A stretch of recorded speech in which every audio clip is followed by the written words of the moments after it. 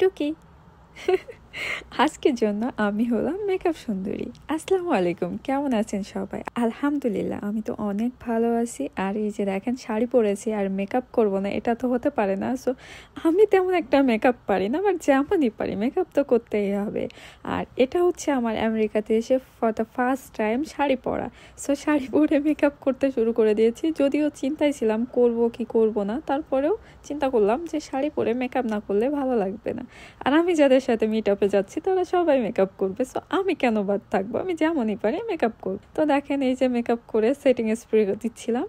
আর আমার শাড়ির কালারটা কেমন লাগছে অবশ্যই কমেন্ট করে জানাবেন। আমার তো সেই ভালো লেগেছিল, শাড়িটা অনেক বেশি কমফোর্টেবল ছিল। আর এখন সেটিং স্প্রে দেওয়ার পরে আমি হচ্ছে শাড়ির আঁচল দিয়ে মুখে বাতাস করছিলাম, কারণ আমার এত ধৈর্য নেই পাখা টাকা খুঁজে নিয়ে এসে মুখে বাতাস করার, তাই নিজের শাড়ির আঁচলটাকেই কাজে লাগিয়ে বাতাস করছিলাম। আর আমি যে শাড়িটা পরেছি হয়তো আপনারা দেখেই বুঝতে পারছেন, এই শাড়িটার কালার গ্রিন, আর green is my favourite colour right now. তো দেখেন, মেকআপ টেকআপ করার পরে এখন এই যে এটা আমার ফাইনাল লুক। তো আমি হচ্ছে ক্যামেরার সামনে ঘুরিয়ে ঘুরিয়ে দেখছিলাম আর আপনাদেরও দেখাচ্ছিলাম যে দেখেন আমার ফাইনাল লুকটা কেমন লাগছে। অবশ্যই কমেন্ট করবেন আর মাশাআল্লাহ লিখতে কিন্তু ভুলবেন না। তো এখন চলেন আমার কিছু ভালোবাসার মানুষের কমেন্টে রিপ্লাই দিয়ে আসি। জান্নাতুল নাইম আপু লিখেছেন, মহান আল্লাহ তাআলা আপনাকে এমনই হাসি খুশি রাখুন। থ্যাংক ইউ সো মাচ আপু, দোয়া করবেন আমি যেন সারা জীবন এমনটাই থাকতে পারি। আবিদ হাসান রনি ভাইয়া লিখেছে, চাঁদও দেখেছি, সূর্যও দেখেছি, আবার ফুলও দেখেছি, কিন্তু তোমার মতো কাউকে দেখিনি, যাকে দেখলে মনের যত কষ্ট দূর হয়ে যায়, মনের ভেতর জমে থাকা সব বরফ গলে পানি হয়ে যায়,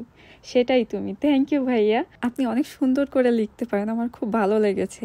এমডি মিজানুর রহমান ভাইয়া বলেছে, ভাইয়া যদি আপনাকে একটু খাওয়াইয়ে দিত খুব সুন্দর লাগতো, একাই খাচ্ছে, এটা হলো কিছু?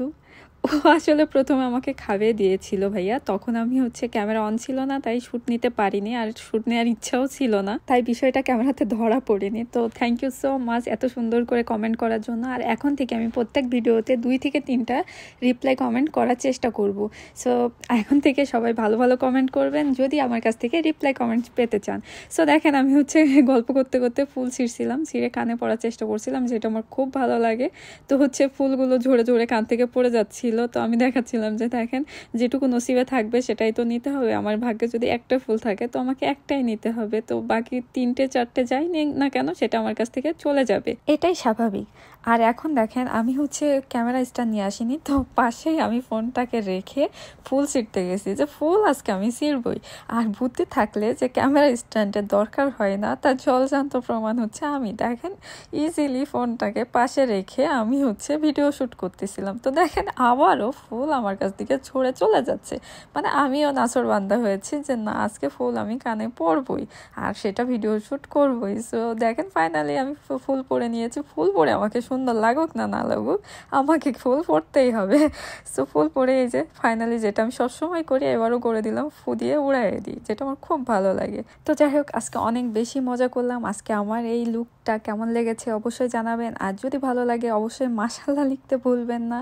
আজকের মতো এখানেই বিদায় নিব, ভালো থাকবেন সবাই, আর আমার জন্য দোয়া করবেন আমি যেন আরো অনেক বেশি ভিডিও আপনাদের সাথে শেয়ার করতে পারি।